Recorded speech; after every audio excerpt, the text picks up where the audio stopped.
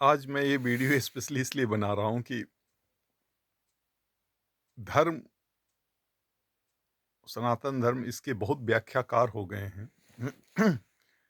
ऋषि मुनि अगर व्याख्या करते तो भी समझ में आता। ऋषि मुनि की मैं बात इसलिए करता हूँ कि वो मुक्त चिंतक थे, काफ़ी अपना जीवन पूरा चिंतन में ही और मस्तिष्क को इतना जागृत कर लेते थे कि उनकी चिंतन में काफ़ी परफेक्टनेस होती थी। क्योंकि किसी भी इंसान में पहले विचार आता है, अगर वो विचार सारे तर्कों पे खरा हो जाए और वो विचार किसी भी प्रभाव में आए, तो उसकी चांसेस होती हैं कि वो ज़्यादा परफेक्ट होगा, जिसको मैं ओपन माइंडेड फ्री थिंकर कह लेता हूँ।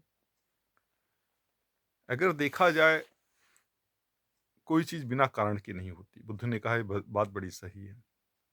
आप खुद सोचिए, धर्म की आपको ज़रूरत क्या है? किस लिए आपको धर्म चाहिए? सिंपल सा है, इंसान बोलेगा कि भाई मैं तो सुखी रहना चाहता हूँ। सुखी रहने के लिए धर्म चाहिए हमें। अच्छा, सुखी रहने के लिए क्यों चाहिए? आपको भोजन चाहिए, वस्त्र चाहिए, आवास चाहिए। ये तो बेसिक नीड है। क्या ये धर्म आपको दे देता है? तो कहेंगे कि वस्त्र, भोजन ठीक है, लेकिन भोजन के बाद जब इंसान, अगर देखा जाए तो लोग पूछेंगे कि जानवरों को, पशु पक्षियों को धर्म की क्यों ज़रूरत नहीं है? तो कुछ लोग कहेंगे कि उनके पास ज्ञान ही नहीं है। नहीं, उनकी नीड ही नहीं है, उनकी ज़रूरत ही नहीं है। ज़रूरत आपको है। दूसरा क्वेश्चन मैं पूछता हूँ कि अमीरी गरीबी सिर्फ इंसानों में क्यों होती है, जानवरों में क्यों नहीं होती? तो ये कुछ चीज़ें हैं, जब आप उसका चिंतन मनन करेंगे तो आप पाएंगे कि जब इंसान समाज में रहने लगा, एक सामाजिक व्यवस्थाओं में रहा, उसने कुछ सिद्धांत दिए कि मैं इसको इस तरह से मैनेज करूँगा। तो समाज को और आपकी जो व्यवस्था थी, उस व्यवस्था से जब आप कोई व्यवस्था देंगे तो उसको मैनेज करने के लिए कुछ आपको नीतियाँ बनानी पड़ेंगी। उस नीतियों का पालन करना पड़ेगा, क्योंकि आप कुछ एजम्पशन पे तो लेके चलेंगे ना कि हम ऐसे-ऐसे चलेंगे तो ऐसे-ऐसे सुखी रह सकते हैं। तो सामाजिक व्यवस्था को मैनेज करने के लिए आया। फिर आदमी बीमार भी पड़ता था, तो आया गया कि अच्छा, बेस्ट प्रैक्टिसेज क्या हैं, किस चीज़ों को हम अपने जीवन में फॉलो करें कि ताकि हम बीमार ना रहें, किन तरह के अन्न को हम ग्रहण करें। इसी चीज़ में बाद में एंट्री हुई भगवान की। भगवान की कई कारणों से एंट्री हुई।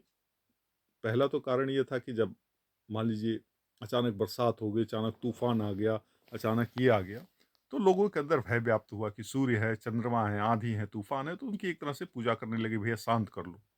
क्योंकि डर पैदा हुआ, जिससे डर पैदा होता है उसी से उसके प्रति फिर आपकी याचना या प्रार्थना जो भी कह लें वो भी शुरू होती है। उस डिटेल में नहीं जाऊंगा कि कैसे योग योग के भी अगर देखा जाए तो उत्पत्ति इसीलिए हुई कि जब आदमी प्राकृतिक जीवन शैली से अप्राकृतिक अपने सेल्फ मैनेजमेंट या ह्यूमन मैनेजमेंट व्यवस्था में गया, तो उसके कंपनसेशन के लिए योग आया। शरीर, आत्मा और चेतना, इसको कैसे बैलेंस किया जाए, क्योंकि देखिए जब समाज बना तो सामाजिक प्रॉब्लम्स भी शुरू हुए। उससे इंसान के अंदर टेंशन्स और भी चीज़ें हुई। पहले क्या था कि आपके अंदर मुफ्त मुफ्त में, अगर नेचर में ही आपके जो भी थे, उन्हीं के कंदमूल फल खाकर, उन्हीं से जैसे जानवर खाते, पशु पक्षी खाते, उस तरह थे। लेकिन आपने भोजन में भी कुछ और भी स्वाद लाए, और भी चीज़ों का किया, तो कुछ फ़ायदे हुए तो कुछ नुकसान भी हुए। तो बाद में उन सिद्धांतों को बनाया गया। फिर कैसे ब्रेन को एक्टिवेट करके ब्रह्मांडीय शक्तियों को कंट्रोल करें, वो एक विज्ञान था। उस विज्ञान में बढ़ते गए, जैसे अगर अगर देखा जाए तो ये पृथ्वी ही एक बहुत बड़ी प्रयोगशाला थी। आखिर में इसी पृथ्वी पे ओपन स्काई में, खुले आकाश में ही तो रिएक्शन हुए, आदमी बन गया, पशु पक्षी जीव जंतु बन गए। और जिसका रहस्य विश्वामित्र को पता लग गया था कि कैसे ये रिएक्शंस हो रहे हैं, कैसे इनको करके नए जीव जंतु और वनस्पतियों को बनाया जाए, जिसके आधार पे विश्वामित्र ने नारियल, कुछ लोग कहते हैं जौ बाजरा, और कुछ और भी इसेंशियल चीज़ों को विश्वामित्र ने बनाया। धीरे धीरे धीरे धीरे क्या हुआ कि जब तक ऋषि परंपरा स्ट्रांग थी, फिर उसी को मैनेज करने के लिए वर्ण आया। वर्ण क्या था? ये सेपरेशन ऑफ कंसर्न पे आधारित था, और सेपरेशन ऑफ कंसर्न आज भी कई जगहों पे है। अगर मैं भारत की बात करूँ तो भारत में भी सेपरेशन ऑफ कंसर्न लगाया है, न्यायपालिका, व्यवस्थापिका, कार्यपालिका, ये सेपरेशन ऑफ कंसर्न पे ही है। डिटेल में मैं नहीं जाऊँगा कि सेपरेशन ऑफ कंसर्न की मीनिंग क्या है, अदरवाइज़ ये वीडियो लंबी हो जाएगी। तो उस पे वर्ण बनाया गया। वर्ण और मैं अवर्ण कहता हूँ। जिसके अंदर क्वालिफ़िकेशंस होगी, कुछ योग्यता होगा, उसी को नौकरी मिलेगी, जिसके अंदर कुछ नहीं होगा, उसको कुछ नहीं, वो बेरोज़गार है। तो मैं वर्ण और अवर्ण, तो देखा जाए वर्ण में सबसे ऊपर क्या था? ब्राह्मण नहीं थे, सबसे ऊपर क्षत्रिय थे। क्योंकि जिसने बनाया ऋषि मुनियों ने ही बनाया होगा।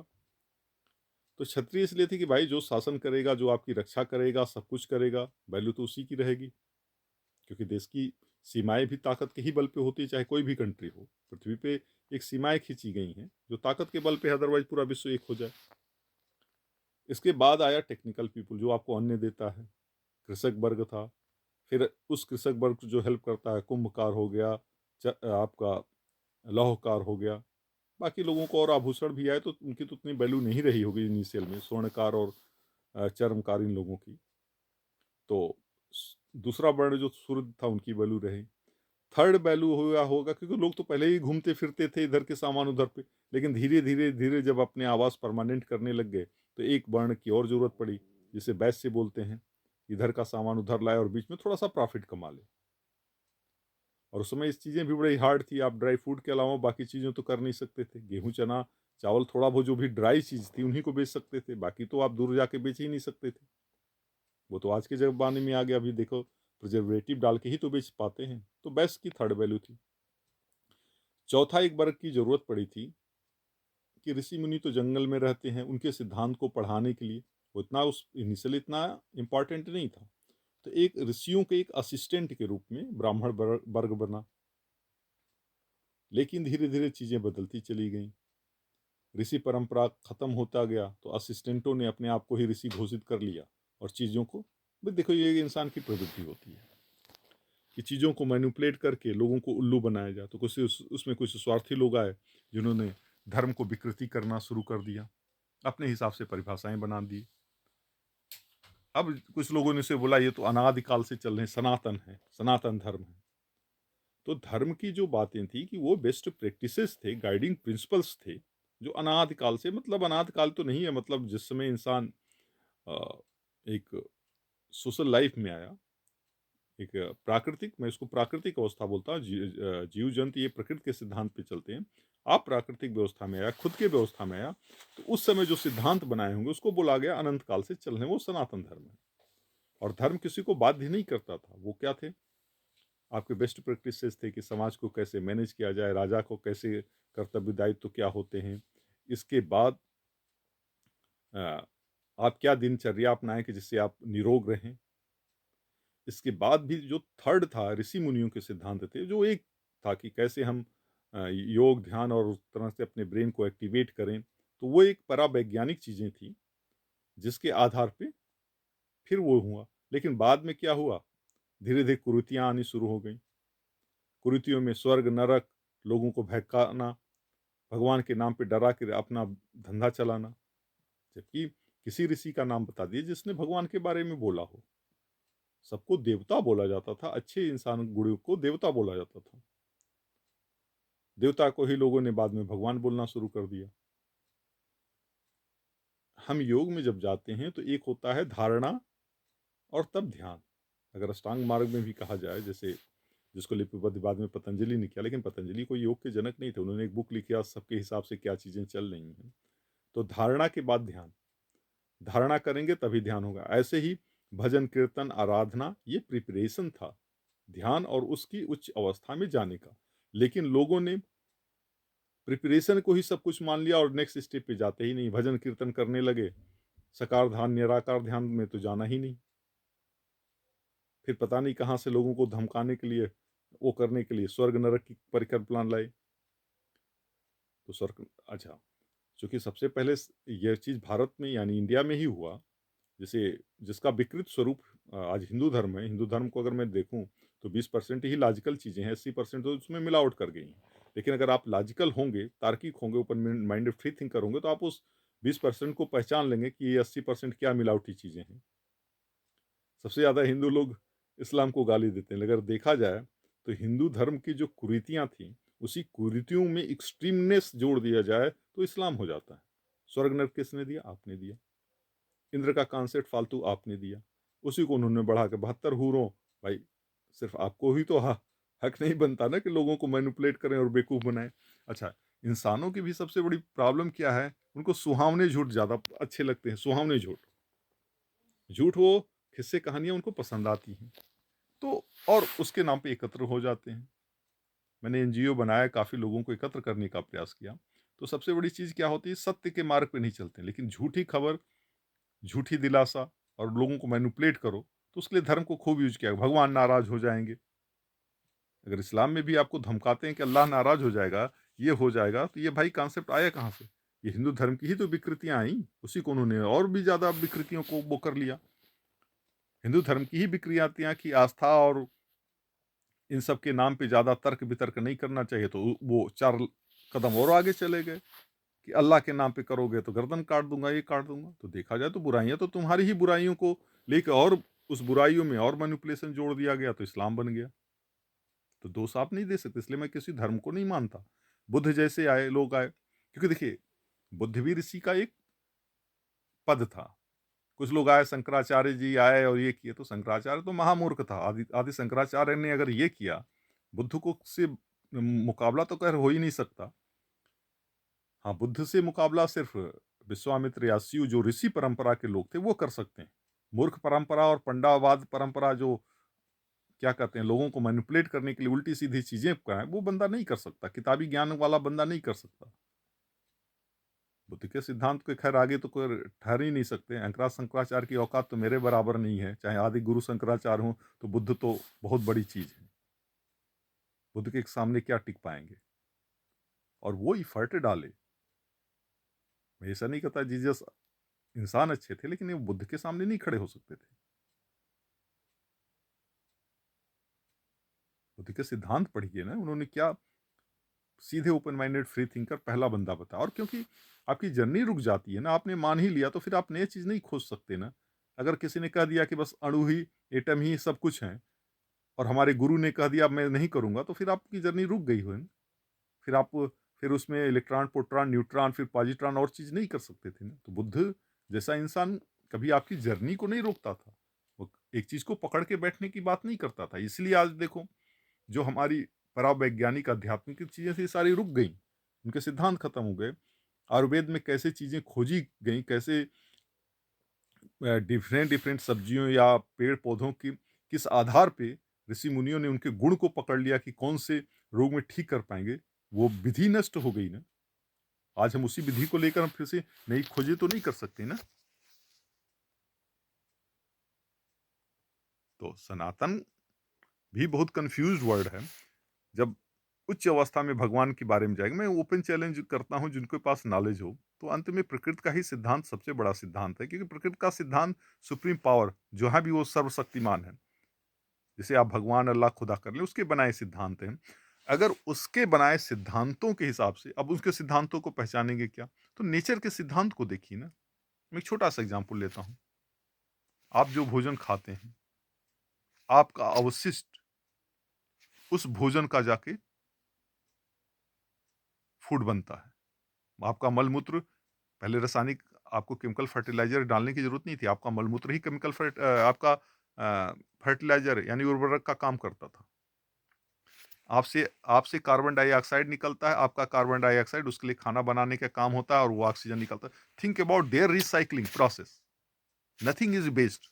आज हम कंपनियों में एक चीज बनाते हैं, कितना ज्यादा केमिकल गार्बेज वर्ल्ड की सबसे बड़ी समस्या हो गई। पूरा पानी से लेके, हवा से लेके, आपने सब कुछ बर्बाद करके रख दिया। लेकिन नेचर की देखिए कैसे, कितनी बढ़िया रिसाइकलिंग थी।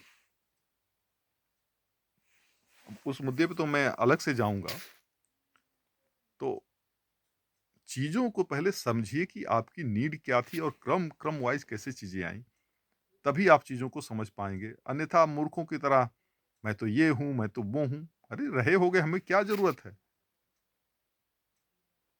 अगर इंसान को आप सुखी नहीं बना सकते, उसकी प्रॉब्लम को सॉल्व करने का कोई तुक नहीं बनाते, तो ऐसे धर्मों की क्या जरूरत है? क्यों चाहिए आपको? सोचते भगवान आपके करेगा? भगवान के बारे में भी जो इंटरेस्टेड आए, मैं बताऊंगा ना। ये महामूर्ख भगवान के बारे में समझ पाएंगे? वो तो रुक ही गई है। तो उसका मैं एक अलग वीडियो बनाऊंगा। तो पहले सनातन धर्म को समझिए आप ठीक से, ऐसे नहीं फालतू में कुछ भी आके बोलने लग गए। मेरे गुरु, मैं ऋषि परंपरा का एक छोटा सा, क्या कहता हूँ, बहुत छोटा सा स्टूडेंट हूँ, मैं कोई बहुत बड़ा नहीं हूँ। जिसे शिव, यानी मेरे एनालिसिस के हिसाब से ऋषो देव देव ही शिव हैं, गणेश ही सम्राट भरत थे और कार्तिकेय ही बाहुबली थे। और जिसमें विश्वामित्र तारा देवी साधना करके यह सारे रहस्यों का पता लग गया था, लेकिन उस चीज का दुरुपयोग ना हो इसलिए उन्होंने बताया नहीं वो नॉलेज। वो तो बहुत बड़े महान लोग हैं, मैं खैर उनसे सोच भी हम नहीं सकते।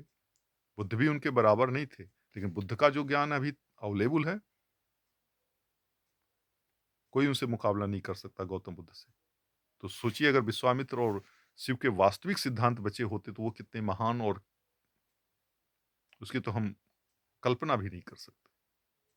सत्य को पहचाने, सत्य की तरफ आए, इन पाखंडियों के चक्कर में ना पड़े जिन्होंने ऋषियों के सिद्धांत को बिगाड़ दिया।